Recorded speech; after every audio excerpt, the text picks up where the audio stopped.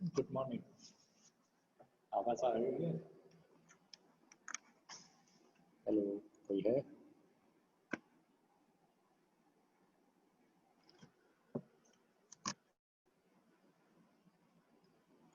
Good morning.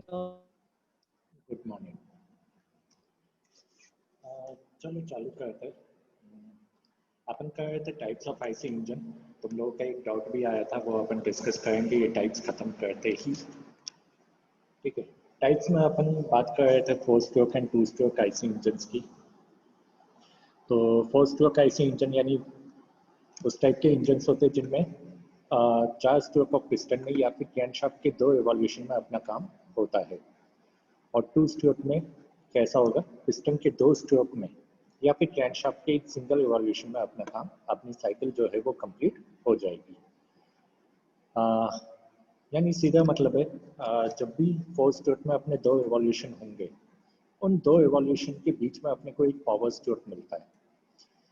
जबकि 2 stroke में क्या होगा? हर एक इवोल्यूशन में अपने को एक सिंगल पावर स्ट्रोक मिलेगा। तो थ्योरेटिकली देखा जाए तो 2 स्ट्रोक में काफ़ी ज़्यादा पावर जो है वो प्रोड्यूस हो जाती है।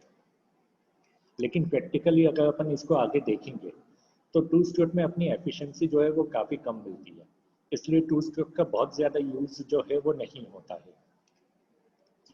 अगर 4 स्ट्रोक की बात करो, वहाँ पे जो फ्लाईव्हील तुम्हें चाहिए वो बहुत ही ज़्यादा हैवी होना चाहिए, कि यहाँ पे काफ़ी ज़्यादा non uniform type of combustion जो है होने वाला है।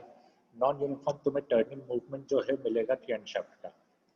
जबकि 2 स्ट्रोक में इतना कुछ नहीं है, तुम लाइटर फ्लाईव्हील जो है उसको भी यूटिलाइज कर सकते हो। पावर प्रोडक्शन तुम्हारा 4 स्ट्रोक का कम होगा। थ्योरेटिकली तुम्हारे 2 स्ट्रोक में पावर प्रोड्यूस जो है वो ट्वाइस है देन 4 स्ट्रोक।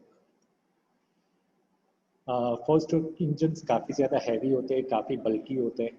ये बहुत ही ज़्यादा लाइट एंड कॉम्पैक्ट होते हैं। 4 स्ट्रोक में तुम्हें कूलिंग एंड लुब्रिकेशन की रिक्वायरमेंट थोड़ी कम होती है, लेकिन यहाँ पे कूलिंग एंड लुब्रिकेशन के रिक्वायरमेंट्स जो है वो काफ़ी ज़्यादा है। वेयर एंड टियर तुम्हारे 4 स्ट्रोक में कम होगा, 2 स्ट्रोक में ये काफ़ी ज़्यादा होगा। 4 स्ट्रोक में तुम्हें बॉल इन बॉल मैकेनिज्म मिलेंगे, जिसकी वजह से इसकी इनिशियल कॉस्टिंग काफ़ी ज़्यादा होगी। यहाँ पे अपना पोर्ट्स का अरेंजमेंट होता है और जनरली एक सिंगल पोर्ट ही अपना इनलेट और एग्जॉस्ट दोनों का काम यहाँ पे करने वाला है।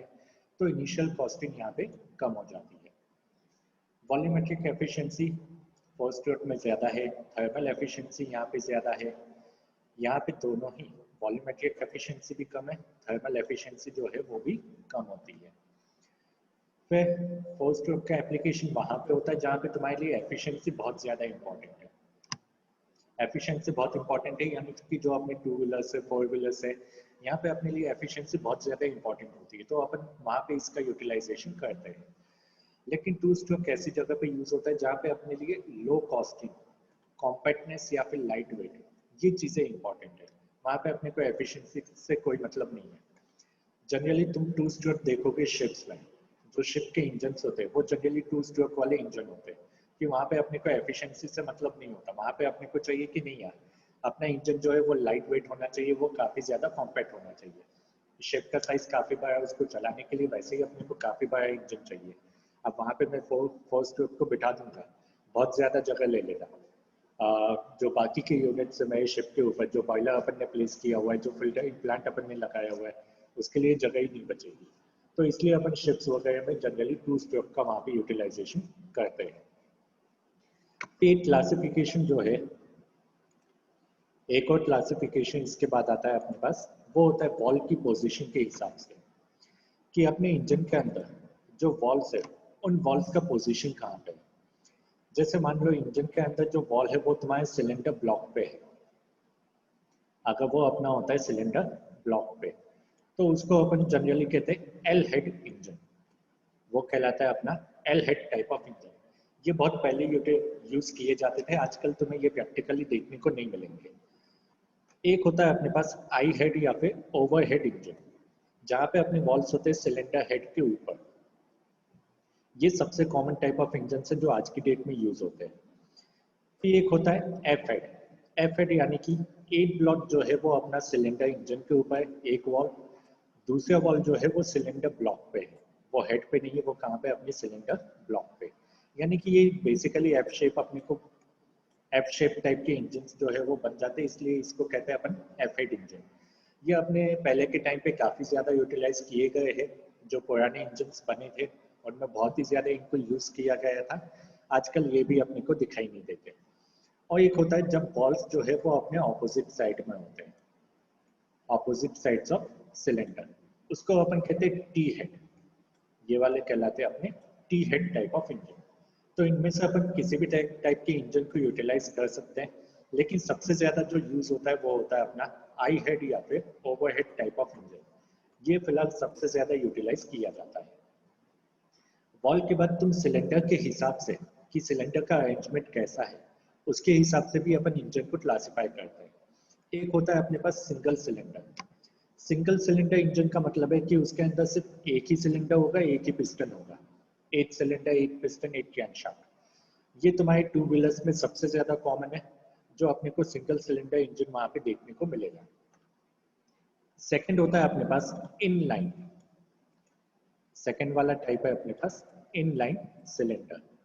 इनलाइन सिलेंडर का मतलब है ये multiple cylinder multi cylinder engine का एक टाइप है, जिसमें सभी सिलेंडर एक स्ट्रेट लाइन में अपने प्लेस होते हैं।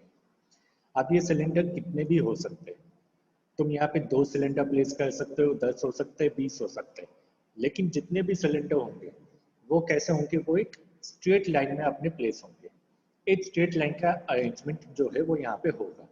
तो इसको अपन कहते हैं इनलाइन बोल सकते हैं, या फिर अपन ने इसको एक और नाम दिया हुआ है straight engine, straight cylinder engine, जहाँ पे सभी सिलेंडर मल्टीपल सिलेंडर है, लेकिन सभी सिलेंडर कैसे एक स्ट्रेट लाइन में अपन ने प्लेस किए हुए हैं। फिर एक होता है अपने पास वी इंजन।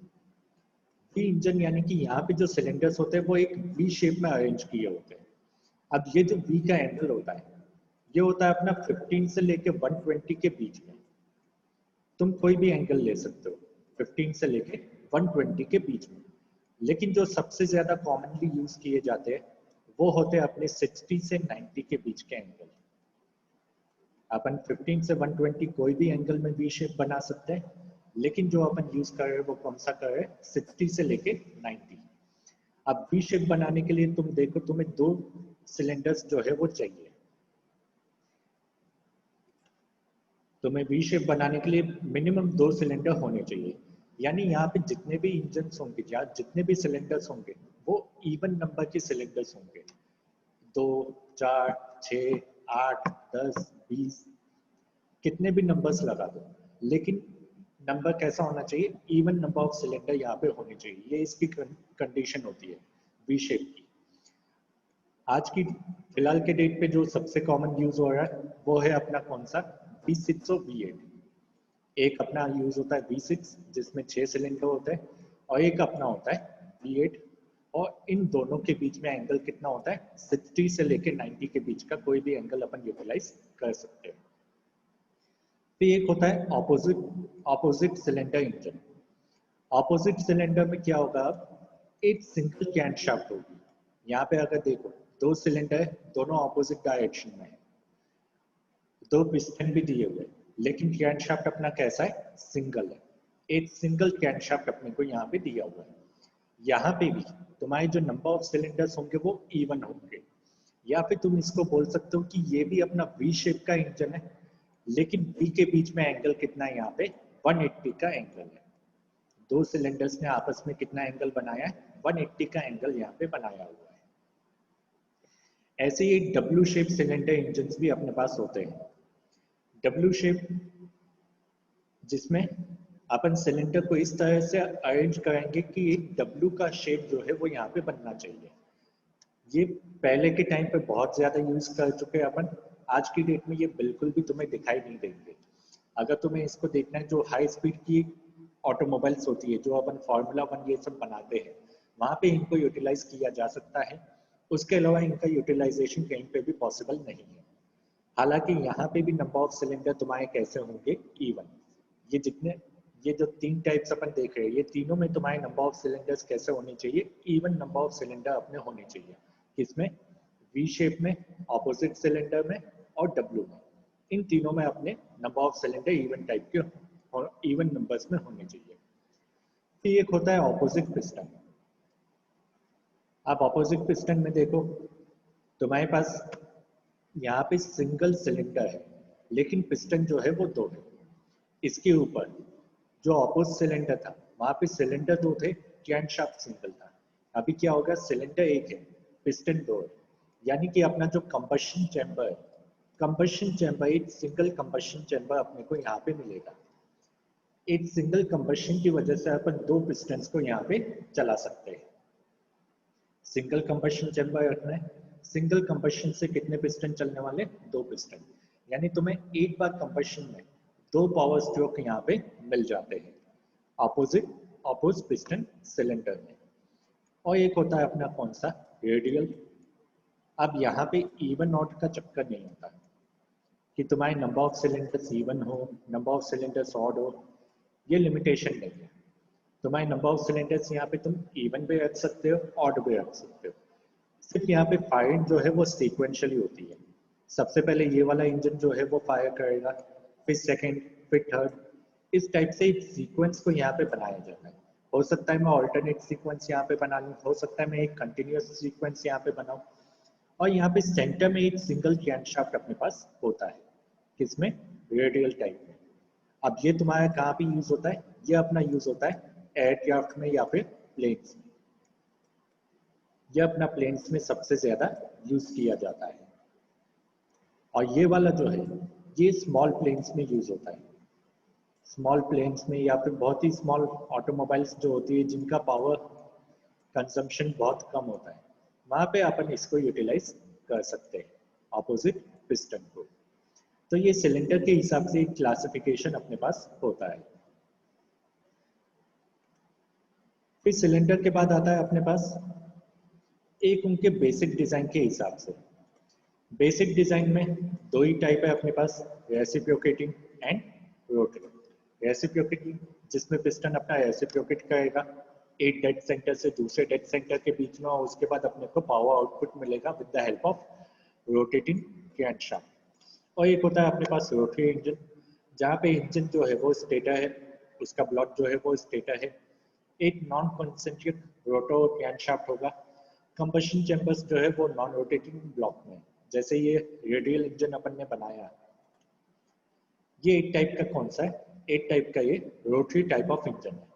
लेकिन जब भी तुम आईसी इंजन की बात करोगे, आईसी इंजन में सबसे कॉमनली जो इंजन यूज होते हैं वो रेसिप्रोकेटिंग टाइप ऑफ इंजन की अपन यहाँ पे सबसे ज्यादा बात करने वाले हैं। तो अगेन नंबर ऑफ सिलेंडर के यहाँ पे डिटेल क्लासिफिकेशन तुम्हें यहाँ पे लिख के दिया हुआ है। उसके बाद एक होता है एयर इनटेक से। अपन कंबशन चैम्बर के अंदर एयर एंड फ्यूल दोनों का इनटेक होता है। तो वो इनटेक अपना कैसे होने वाला है, एक हो सकता है नेचुरली एस्पिरेटेड, यानी अपन ने इनटेक प्रेशर में कोई भी चेंजेस नहीं किए, जिस प्रेशर से आती है एयर उसको आने दो, उसमें कोई चेंजेस अपन नहीं कर रहे। एक होता है अपने पास सुपरचार्ज इंजन। सुपरचार्ज यानी कि मैं जो भी इनटेक एयर आने वाला है उसके प्रेशर को मैं यहाँ पे इंक्रीज करने वाला हूँ, यानी जो अपना कंप्रेशन स्ट्रोक में काम होता है वो थोड़ा सा कम हो जाएगा, तो उसके प्रेशर को इंक्रीज करने वाला हूँ, यानी मैं उसके लिए एक कंप्रेसर वहां पे पहले ही प्लेस कर दूंगा। अब ये कंप्रेसर जो है वो किससे चलने वाला है, हो सकता है मैं इसको इंजन की क्रैंकशाफ्ट से चलाऊं। अगर मैं इसके लिए इंजन से ही पावर लेने वाला हूँ तो उसको अपन कहते हैं सुपरचार्ज इंजन।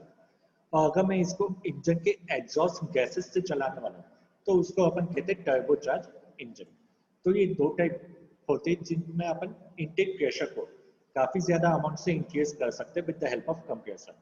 कंप्रेसर को तुमने पावर कैसे दिया है, इंजन के क्रैंकशाफ्ट से दिया है या फिर इंजन के एग्जॉस्ट पे दिया है, उसके ऊपर ये क्लासिफिकेशन है। और एक होता है अपने पास क्रैंक केस कंप्रेसर, ये जनरली अपना टू स्ट्रोक इंजन में यूज होता है। अगर टू स्ट्रोक में देखे वापस टू स्ट्रोक का फिगर देखो, यहाँ पे एक ट्रांसफर पोर्ट अपने पास होता है टू स्ट्रोक इंजन में, ठीक है। तो इंजीनियर्स ने क्या सोचा, अलग से कंप्रेसर प्लेस करने से अच्छा ये जो अपना मैकेनिज्म है इसकी हेल्प से अपन एयर को कंप्रेस करें। तो ये होता है तुम्हारा क्रैंक केस कंप्रेस, जो तुम्हें सिर्फ टू स्ट्रोक में दिखाई देगा ज्यादा, क्योंकि यहाँ पे ट्रांसफर पोर्ट है, यहाँ पे तुम्हारे पास डिज़ाइन अवेलेबल है कि तुम एयर को जो है कैंट केस में पहले लेके जाओ, वहाँ पे कंप्रेस करो, फिर कंबशन चैम्बर में लेके चले जाओ। फोर स्ट्रोक में ये अभी तक इतना ज़्यादा डेवलप नहीं हुआ है। अगर तुम आगे जाके कोई प्रोजेक्ट बनाना चाहते हो टू स्ट्रोक इंजन के ऊपर, तो इसको एज अ प्रोजेक्ट तुम कंसिडर कर सकते हो कि एक कैंट केस कंप्रेस इंजन बना लो। किसके लिए? फोर स्ट्रोक इंजन के लिए। फिर तुम्हारे मेथड ऑफ फ्यूल इनपुट पे भी होता है कि तुम्हारा फ्यूल जो है वो कैसे इंसर्ट होने वाला है। तुम उसको, क्या हो रहा है यार, नेट कम है क्या? हाँ।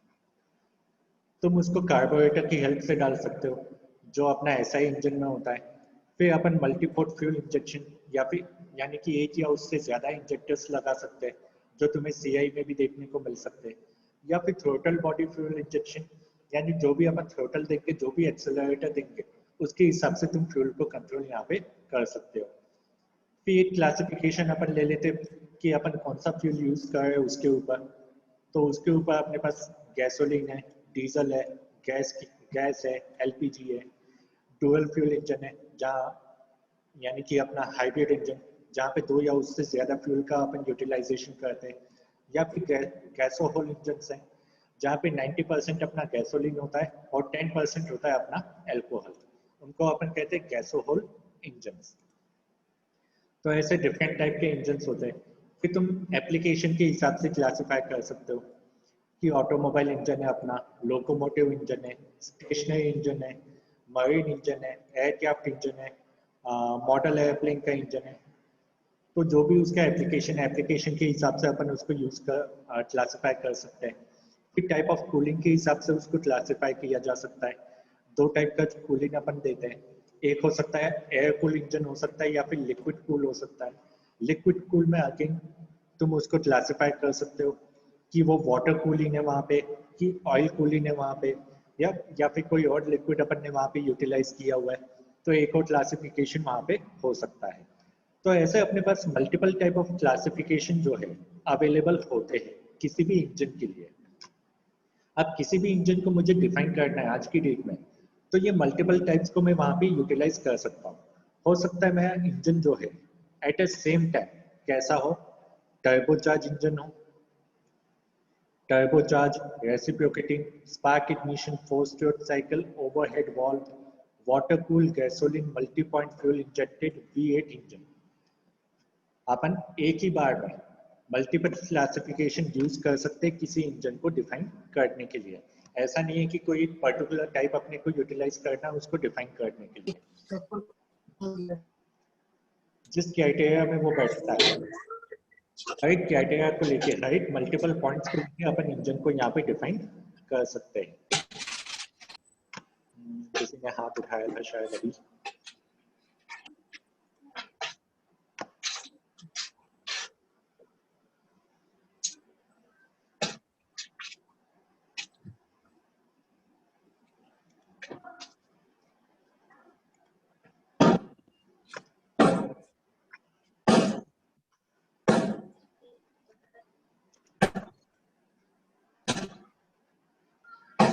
Manish,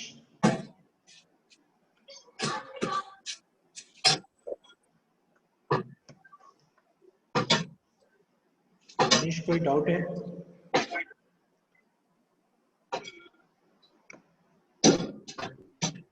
hello Manish.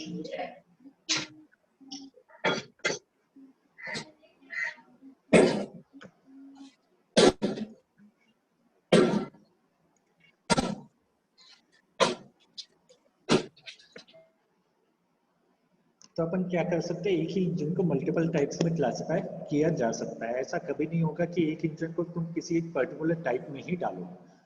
Multiple terms में उसको क्लासिफाई यहाँ पे किया जा सकता है।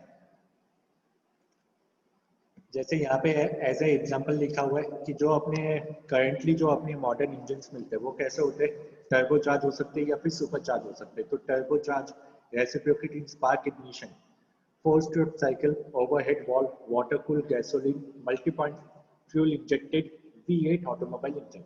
इस टाइप से अपन यहाँ पे क्लासिफिकेशन जो है वो दे सकते हैं। अब देखो, अगर तुम इस क्लासिफिकेशन को ध्यान से देखो,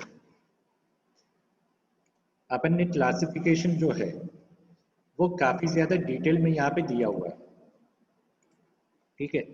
अपन ने वॉल की पोजीशन से भी दिया हुआ है, टाइप ऑफ इग्निशन से दिया हुआ है, इंजन की साइकिल से दिया हुआ है, सिलेंडर के पोजीशन से दिया हुआ है, ठीक। फिर एयर इनटेक कैसे होता है उसके ऊपर दिया हुआ है, फ्यूल कौन सा यूज होगा उसके ऊपर तुमने क्लासिफिकेशन दिया हुआ है। तो ऐसे अपन ने मल्टीपल क्लासिफिकेशन दी है। और जब तुम इस पे थ्योरी देखोगे तो तुम्हें यहाँ पे कोई भी लिमिटेशन तुम्हें नहीं दी हुई है। जैसे तुम्हें मल्टी सिलेंडर इंजन तुम्हें अगर बनाना है, तो अगर मैं जब मल्टी सिलेंडर इंजन बनाने जाऊंगा तो मेरे पास यहाँ पे काफी सारे ऑप्शंस अवेलेबल है।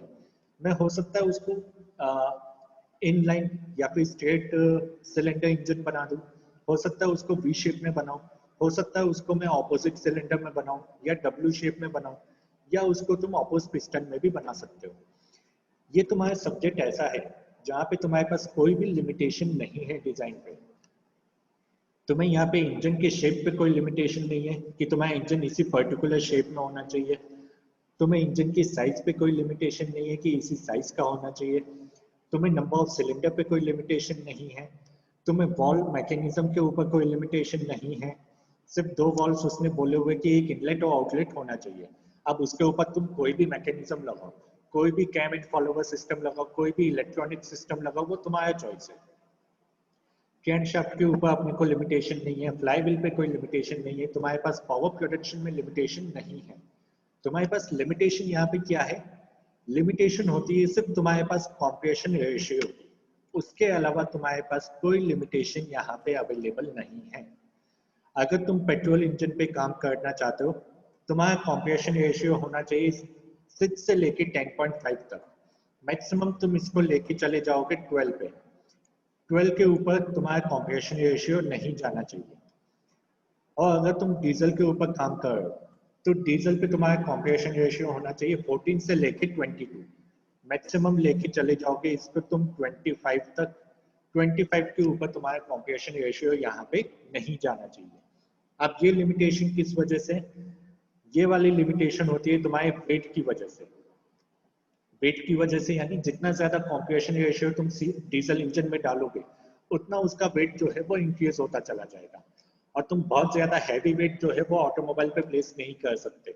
अपनी एफिशिएंसी वहां पे कम हो जाएगी। भले ही इंजन की एफिशिएंसी बहुत ज्यादा है, लेकिन वेट अगर काफी ज्यादा आ गया उस पर, तो अपना ओवरऑल एफिशिएंसी वहां पे कम होने का चांसेस है। और पेट्रोल इंजन में 12 का लिमिटेशन क्यों दिया है? ये दिया अपन ने डिटोनेशन की वजह से। डिटोनेशन या फिर नॉकिंग, ये जो डिटोनेशन होता है इसकी वजह से काफी ज्यादा वाइब्रेशन इंड्यूस होते हैं। और जितना हाई मैं कॉम्प्रेशन रेशियो दूंगा, उतना इसका चांसेस होता है बढ़ने का। इसलिए यहाँ पे डिटोनेशन का मैंने यहाँ पे कॉम्प्रेशन रेशियो का लिमिट अपन ने दे दिया 12 का, कि नहीं 12 के ऊपर तो भाई बिल्कुल भी डिजायरेबल नहीं है। इसके अलावा तुम्हारे पास इंजन के डिजाइन के ऊपर कोई भी लिमिटेशन नहीं है। ना तुम्हें शेप के ऊपर लिमिटेशन है, ना तुम्हें साइज के ऊपर लिमिटेशन है, ना तुम्हारे पास पावर प्रोडक्शन पे लिमिटेशन है, ना ही तुम्हारे पास क्रैंक शाफ्ट के रोटेशन के ऊपर लिमिटेशन है। जो तुमने लास्ट क्लास में पूछा था, सब वो क्लॉकवाइज जाएगा या एंटी क्लॉकवाइज जाएगा? बेटा तेरा चॉइस है, तू उसको क्लॉकवाइज घुमा, तू उसको एंटी क्लॉकवाइज घुमा।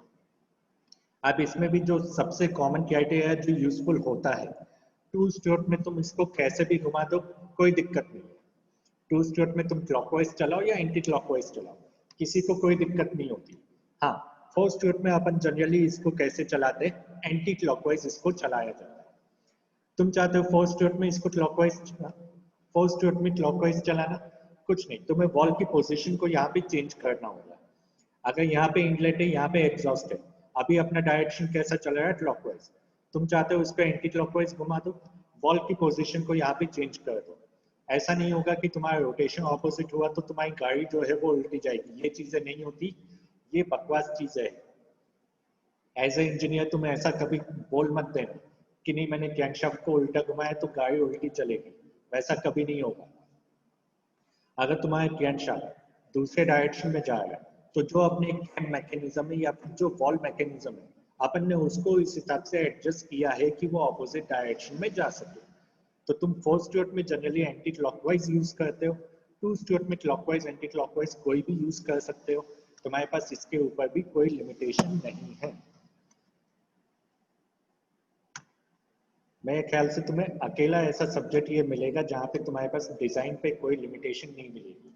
तुम जैसा चाहो वैसा डिजाइन इसको कर सकते हो। अब तुम कितना अच्छे से सोच सकते हो डिजाइन में, अब ये उसके ऊपर है।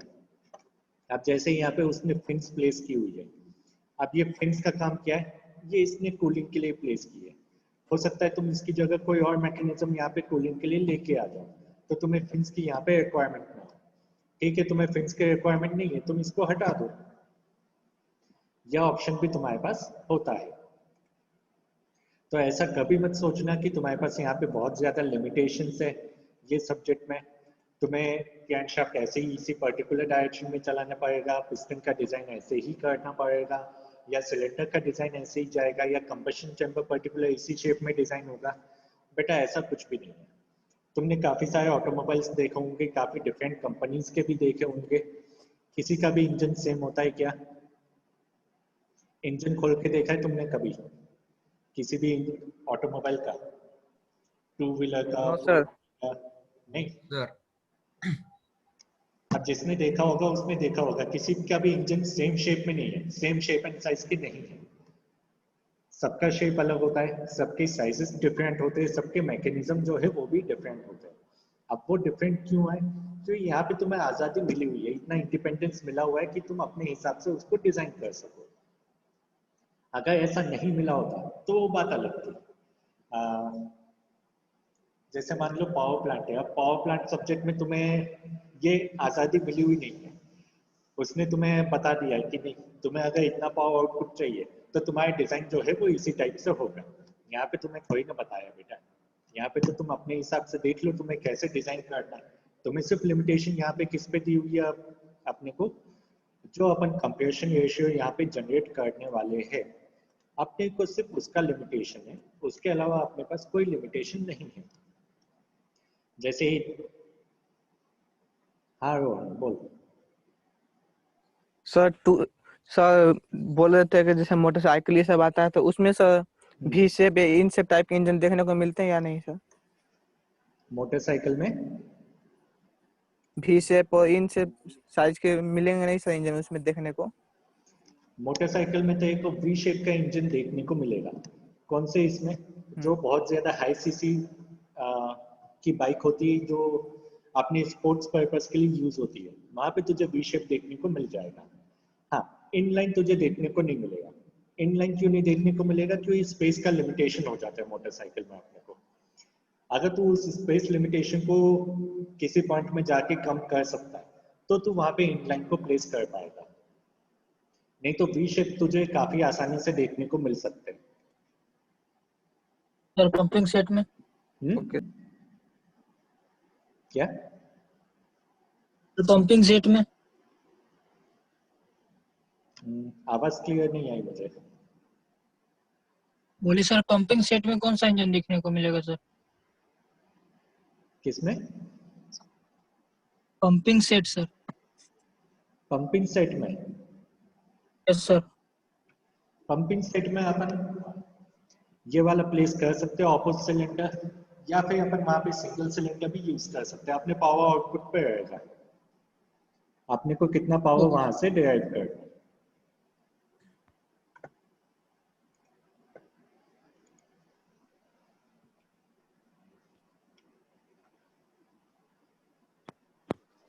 तुम्हें कभी भी कोई भी पूछेगा तुम्हारे पास डिजाइन का क्या लिमिटेशन है, सिर्फ एक लिमिटेशन जो है हमेशा याद रखना, उसके अलावा कोई लिमिटेशन तुम्हें नहीं मिलेगा।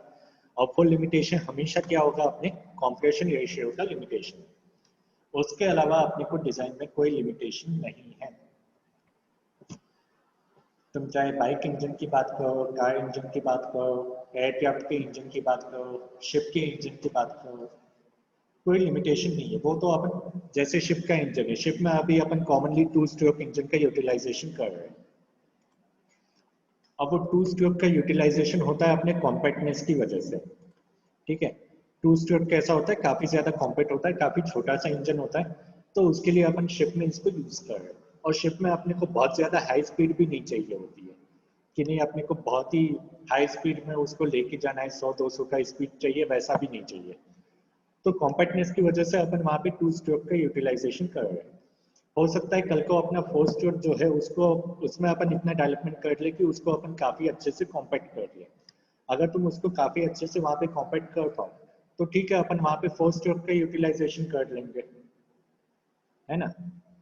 तो ये जो चीजें है ये पूरी तरह से अपने डेवलपमेंट के ऊपर अपन कैसे कैसे चीजों को आगे डेवलप कर रहे हैं या फिर अपनी रिक्वायरमेंट क्या है, पूरी तरह से उसके ऊपर डिपेंड होता है कि अपने को इंजन यहाँ पे कैसा चाहिए। ठीक, यहाँ तक कर clear? Yes sir. Yes sir. ठीक है, अभी अपन नेक्स्ट इसमें इसका थर्मोडायनेमिक एनालिसिस करने वाले हैं आईसी इंजन का। तो जो अपना फर्स्ट लॉ ऑफ थर्मोडायनेमिक्स था, बस उसको देख के आना कि फर्स्ट लॉ ऑफ थर्मोडायनेमिक्स होता क्या है। तो उसका पहले अपन एनालिसिस करेंगे कि अपना एनर्जी इनपुट कहाँ से आता है, कहाँ कहाँ पे यूटिलाइज होता है, और फिर उसके परफॉर्मेंस के जो पैरामीटर्स होते हैं उसको अपन निकाल लेंगे। ठीक है, अटेंडेंस डाल दी Yes, sir. सबने? Yes sir. कोई बाकी Yes, sir. अटेंडेंस? अजीत है सर। जो भी बाकी अटेंडेंस अपडेट करो, जिनका हो चुका है वो लीव कर सकते हैं, अपन कल मिलेंगे अब। Thank you sir. Thank you sir. Thank you sir. Thank you sir. Thank you sir. Thank you, take care. Thank you sir.